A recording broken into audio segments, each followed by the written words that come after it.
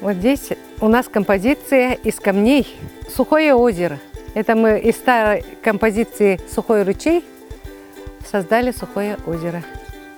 Здесь тоже разные цветы из камней. Лодка.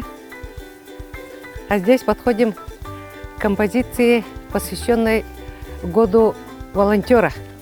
Кто у нас в саду, в огороде волонтер, да? Например, пчелка, бабочка, помощники наши в саду, муравей, паучок, бабочка. Эту композицию очень любят дети, например, да? Они забираются на этого паука, на пчелу, все фотографируются, радуются. Но вообще здесь, в саду, нам хочется, чтобы люди радовались, получали положительные эмоции. Но здесь, по-моему, равнодушных не остается. В конце концов, все уходят довольные, радостные и приезжают каждый год. Вот Клим Федоров уже больше 10 лет приезжает, привозит людей. Дальше у нас начинается сказка «Лукоморье». Помните предисловие к сказке Пушкина «Лукоморье, дуб зеленый»?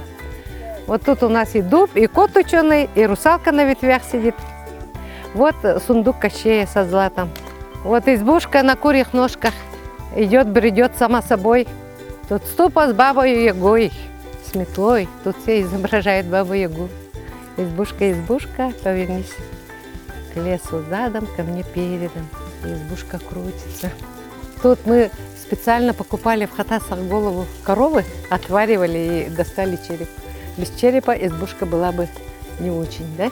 Кто нам помогает? Наши сотрудники. Иван Иванович, Роман, сотрудники нашего центра, и экологи, и туристы. Тут устраиваем субботник. Весной проходят практику студенты колледжа дизайна и технологий, сельскохозяйственного техникума, пединститута, АГИКИ и школьники. Вторая школа, мы с ними шефствуем, и школа математическая.